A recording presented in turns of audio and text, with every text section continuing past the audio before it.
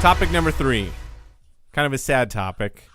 Zack Snyder has stepped down as the director of Justice League following a family tragedy. Apparently, his daughter has committed suicide a few months ago. He was trying to keep it under wraps, trying to focus on just going to work. I think we can all understand that, but has decided it's best for his family that he steps down. Joss Whedon is going to be stepping in to take over the franchise. As much as we can be probably one of the most critical group talking of all of us are that are nerds. We talk about stuff that we love. Check out our Star Trek episode and see how many hateful comments we get and stuff like that. Which we get. You know, people are passionate about this stuff.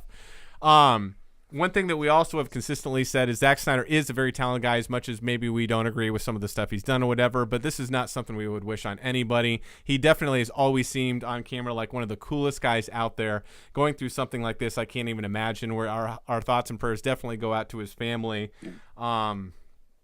That's just so sad to hear, and our hearts go out to him and his entire family.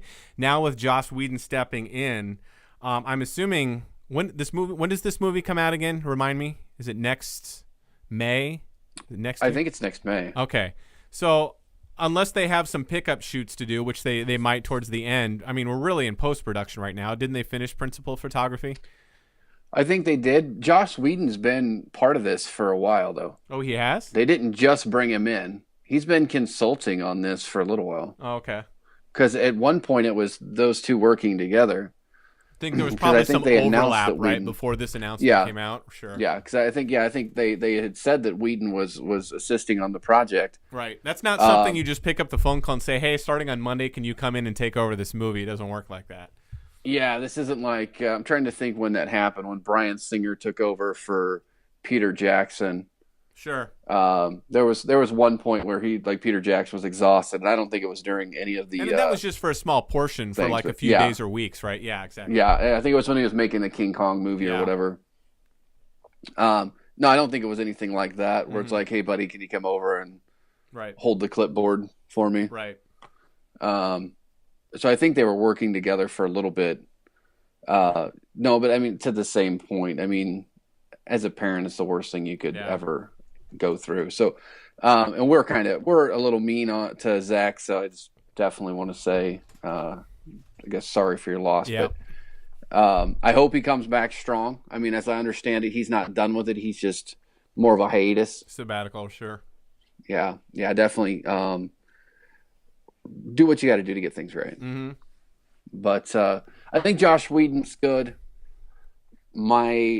I'm hoping it's more Joss Whedon Avengers 1 than Joss Whedon Avengers 2. That's something I wanted to talk about because the tragedy of the situation aside, with Joss Whedon stepping in at this point, there really isn't. I mean, the train's not already on the tracks, but it's pretty much barreling down towards the stop. I mean, how much really effect could he have on change other than kind of already just finishing up what's going on there? Maybe a few edits here and there, but the most of the footage, if not all of it, is already shot, and the special effects have already been continue to be worked on. Maybe you can have some tweaks there, but it's not really going to change much of the movie that we're going to see. Can you see it doing that? I think you could change a lot. I think in an editing room, I think you can change the tone of a movie a lot because there's so much stuff you never see. Yeah. And so many shots that they may shoot this way and they turn around and shoot it this way.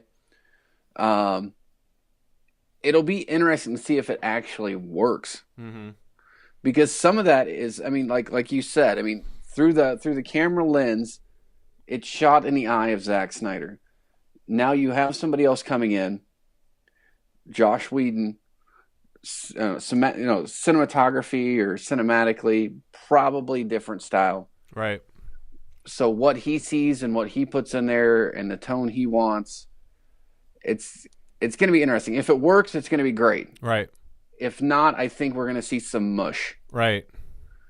Because it's just not going to be a clear story being told. This is which unfortunately has been kind of the downfall for DC so far. In addition to the tragedy that the Snyder family is probably going through, this has got to be just even exponentially more difficult, knowing how much weight you have on your shoulders. That if Justice League doesn't perform well, which there's no indication it's not, because as much as we rag on the DC movies, they've all done financially really well. Yeah. But there is a lot of pressure that critically they need to start doing better. And if because of this meshing of two directors, whether that's the reason or not, also doesn't do well, that's just got to be weighing on him. And I feel so bad that he's got all that on his shoulders. But I'm just wondering if this does go well now, do people just start courting? Is it going to be, is it going to be Whedon's credit? See what I'm, Yeah, that's tough. Because Joss Whedon said openly he wants to do a Batgirl movie. He always loves writing powerful women, said that he wants to do. Yeah, he also wants to use Alicia Silverstone. Is that what he said? No, he didn't. He said that is his Batgirl. That had to be jokingly or sarcastic. I do not believe that in one shape. No, I'm sorry. Don't buy that. I believe he said it, but I don't believe that he. There's no way. Maybe tongue in cheek. Oh God. Striking that from the record. Latex bad suits. Yeah, exactly. With nips. Well, I'm intrigued to see this. I think everybody was going to go see Justice League regardless. I don't think it's going to change box office numbers one way or the other. If anything, I'm assuming with people's love for Whedon and Marvel's success, sprinkling a little bit, just knowing that he's involved has got to make people more positive towards this movie, I would assume, even though the circumstances are I think from a story standpoint, as long as it's been shot, he can add continuity to the story and build the relationship of the characters to where they're more genuine, maybe even endearing. Yeah. As long as that's been shot. Now, if that's not in the script, he's not going to save it. There's nothing you can do about it at that point. Yep. That's why you always want to shoot more footage than you use, because you can't go back and make it later. We've tried on this show many times. We even have a green screen. We can't, but they can. Yeah. Yeah. We don't have $1 million budgets, unfortunately. Yeah, that's true. We have a budget of $0. Like a stand-in. Well, I hope everything works out. And again, our thoughts go out to the family. Let us know what your thoughts are of Joss Whedon stepping in the comments.